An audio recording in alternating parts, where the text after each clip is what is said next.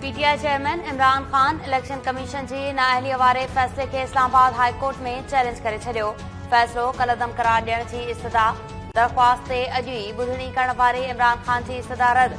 PTI chairman जी दरख़्वास्त ते ॿुधणी सूमर ॾींहुं थींदी।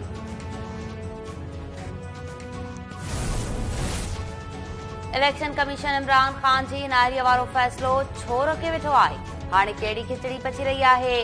पीटीआई अख़बार असद उमर जो ट्वीट। फवाद चौधरी चयो आहे त बंद कमरनि में फ़ैसिला करण जो दौर गुज़री वियो आहे। फ़ैसिले खे अवाम रद्द करे छॾियो। मुल्क में जमहूरियत हुजे हा त आम चूंडूं थी वञनि हा।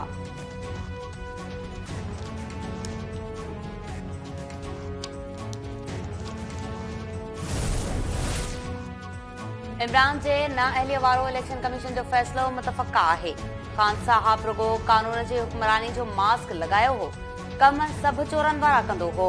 वफ़ाक़ी वज़ीर अहसन इक़बाल चयो त इमरान खान पाकिस्तान जे आइन जी रेड लाइन खे क्रॉस कयो। इमरान सरकारी सरपरस्तीअ में चोरियूं कयूं ऐं कूड़ ॻाल्हाईंदो रहियो।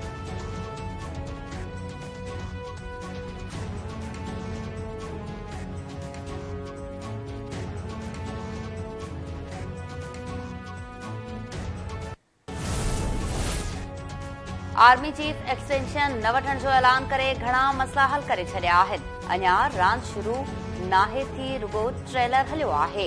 अवामी मुस्लिम लीग जे सरबराह शेख रशीद चयो त इलेक्शन कमीशन जो फ़ैसिलो मुहिब ऐं गैर आइनी आहे। हुकूमत इलेक्शन जी तारीख़ ॾे केपी ऐं पंजाब असेंबलीज़ टोड़े छॾींदासीं। मुल्क में जमहूरियत ऐं आइन ते पहिरियों हमिलो हिकु ब्यूरोक्रेट ग़ुलाम मोहम्मद कयो।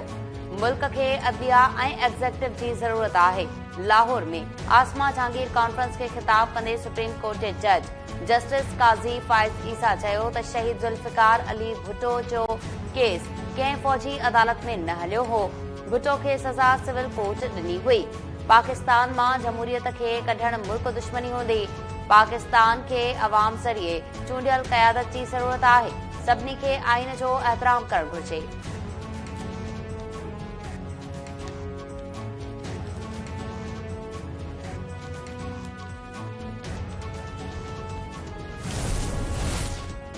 सिंध जे मकानी कानून में तरमीम लाइ ऑर्डिनेंस तैयार आहे। सर्कुलेशन समरी ज़रिए ऑर्डिनेंस जी मंज़ूरी वरिती वेंदी। सिंध हुकूमत जे तर्जुमान मुर्तज़ा वहाब चयो आहे त MQM जे मुतालबे ते मकानी कानून में कयल तरमीमुनि जो ऑर्डिनेंस तैयार आहे।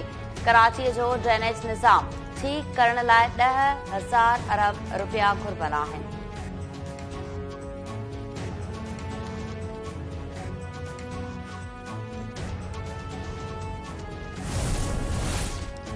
वॾे वज़ीर मुराद अली शाह सां UAE जे सफ़ीर जी मुलाक़ात। सिंध में बोड बाद बहालीअ वारनि कमनि ते ॻाल्हियो। मुराद अली शाह बहालीअ वारनि कमनि ते UAE जा थोरा मञींदे चयो त कणक लाइ ज़मीन तैयार करण जी कोशिश करे रहिया आहियूं। घणो पाणी कढी छॾियो आहे। कुझु जॻहियुनि ते पंपिंग ज़रिए पाणी कढियो पियो वञे।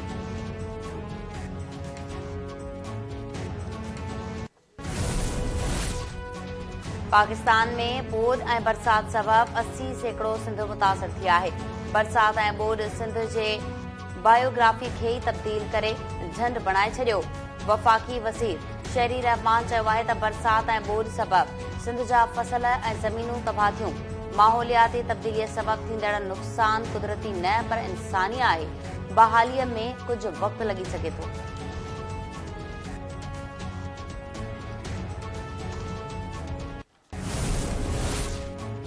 Corps commander Peshawar lieutenant general Hasan Azhar Hayat पारां ॾखण वज़ीरिस्तान जो दौरो।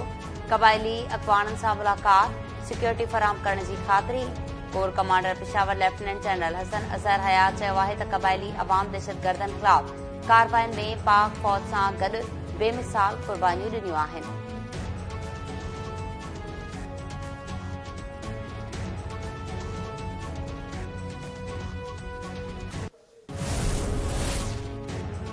सिंध में बोड बाद बीमारियुनि सबबि वधीक 5 ॼणा फौत। मेहर, कंबर, मीरपुर बुड़ो, तंगवाणी, बख्शापुर ऐं मुख़्तलिफ़ बीमारियुनि विघे 5 ॼणा फौत थिया।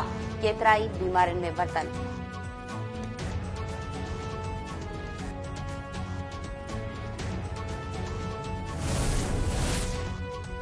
सिंध हाई कोर्ट बोर्ड मुतासिन जे बहालीअ लाइ मुख़्तलिफ़ इदारनि खे जारी कयल फंड्स जी फॉरेंसिक ऑडिट कराइण जो हुकुम ॾेई छॾियो। अदालत ऑडिटर जनरल खां रिपोर्ट बि तलब करे वरिती। अदालत रिमार्क्स ॾींदे चयो त लाॻापियल अमलदारनि ॻाल्हियुनि खां सवाइ कुझु बि नाहे कयो। ईंदड़ ॿुधणीअ ते NDMA इंचार्ज तलब।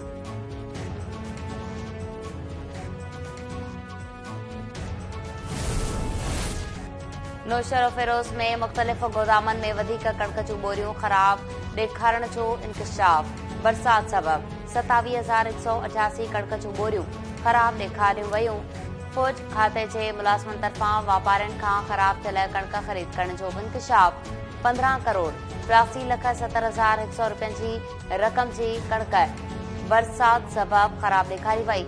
जारी कयल लिस्ट में अहिड़नि गोदामनि ते बि कणक ख़राब ॾेखारी वई जिन गोदामनि में हिक बि बोरी जो स्टॉक नाहे।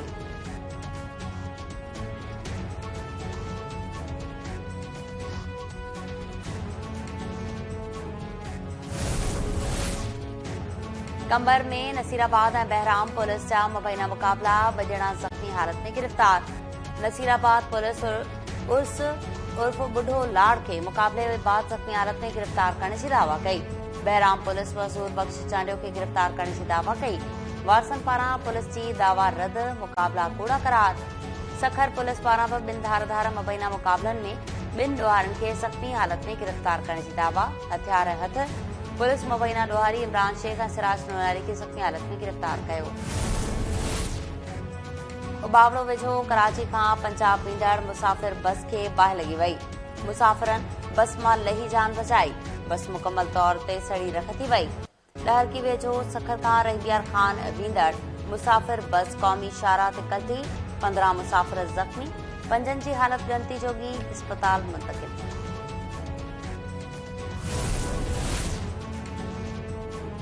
कराचीअ जे औरंगी टाउन वारे इलाइक़े में घर खे बाहि लॻण सबबि सड़ी औरत सड़ी फौत। पुलिस लाश अस्पताल मुंतक़िल करे जांच शुरू करे छॾी। मंछर ढंढ जा समूरा कट बंद थियण बाद मंछर में पानी जी सतह ॿीहर वधण लॻी। मंछर ढंढ में पानी जी सतह 115 आरियल ताईं पहुची वई। UC 62, UC Sheikh, UC बूबक, UC Jafrabad समेत ॿियनि UCs में ॿोॾ वारी सूरत-हाल बरक़रार। मेड़ भरिसां धामरा वाह खे ॾिनल कट बंदि न थिया। तालके जे ॿुॾी वियल 12 UCs 1.5 महीने खां पाणीअ हेठि बीठल।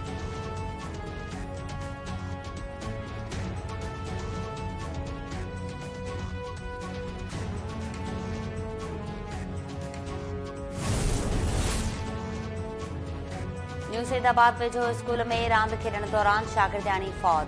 कोट ख़ैर मोहम्मद बिरोही में 4हीं क्लास जी शागिर्दियाणी मोहम्मद बिरोही प्राइमरी स्कूल में रांदि खेॾण दौरान फौत थी वई। डॉक्टर जो चवणु आहे त शागिर्दियाणी रांदि खेॾण दौरान ज़मीन ते किरण सबबि संदसि कंध जी मणकीअ में धकु लॻो, जंहिं सबबि नींगरी फौत थी।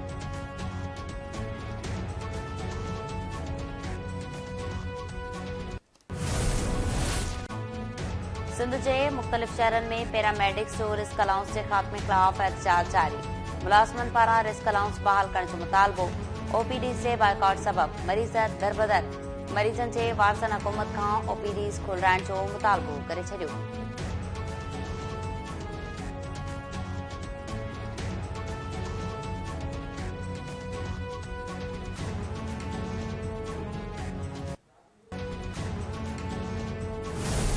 ऑपरेशन सॼी जॻह जो कयो अथनि, हुन जो वरी कल्ह कयो अथनि, हुनजो कल्ह राति कयो अथनि। मां न हलणु माज़ूर आहे, सभु खां मां रांझो आहे, कुंडी ते वेठो आहियां। असां रोड़ी खां आया आहियूं, मुंहिंजे नाने जी जंग बची पई सॼी। ऑपरेशन खां खणी आयासीं, राड बाड पवंदी डॉक्टरनि जो। असां ऑपरेशन खां वियासीं त ऑपरेशन कराए मोटी आयासीं त ऑपरेशन उन पागल जंग जो न कयूं, जेकी सही जंग हुई न उन जो ऑपरेशन करे उन में राड विझी सही जंग। सखर जे निजी अस्पताल रिवर सिटी हॉस्पिटल में अनोखो ऑपरेशन। साॼी जंग जी ऑपरेशन बदिरां खाॿी जंग जो ऑपरेशन करे छॾियो। मरीज़ जे होश अचण ते दांह बाद डॉक्टर्स वरी संदसि साॼी जंग जो बि ऑपरेशन करे छॾियो। मरीज़ जे वारसनि जो एहतजाज, अस्पताल ख़िलाफ़ कार्रवाई जो मुतालबो।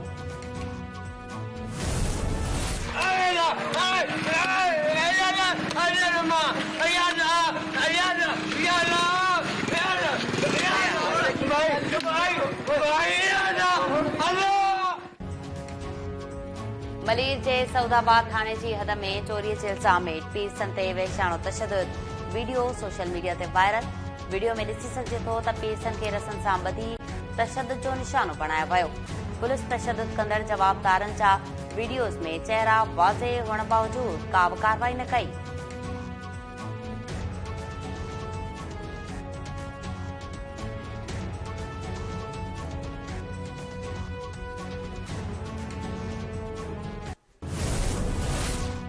नौशेरो फिरोज में पुलिस जी घर ते चढ़ाई। पुलिस मुबैना तौर 2 नींगरनि खे गिरफ़्तार करे वरितो। नींगरनि जे वारसनि जो क़ौमी शाहरा ते धरणो। वारसनि धायूं त मेहरान अली ऐं अबीदुल्ला पवर खे वर्दी पहिरियल पुलिस खंबे वई आहे। अहलकारनि मासूम ॿारनि ऐं औरतुनि ते बि तशद्दुद कयो।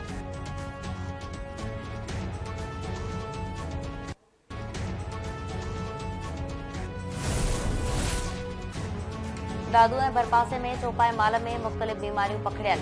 सवे बकरियूं मरी वयूं। ॻोठ हाता, ॻोठ सुहाग ऐं ॻोठ मोहम्मद खान खुश्क में चौपाए माल में लंपी वायरस ऐं ॿियूं बीमारियूं वबाई सूरत इख्तियार करे वयूं। रहवासियुनि जो चवणु आहे त मुख़्तलिफ़ ॻोठनि में चौपाए माल में लंपी स्किन समेत मुख़्तलिफ़ बीमारियूं पकड़ियल आहिनि।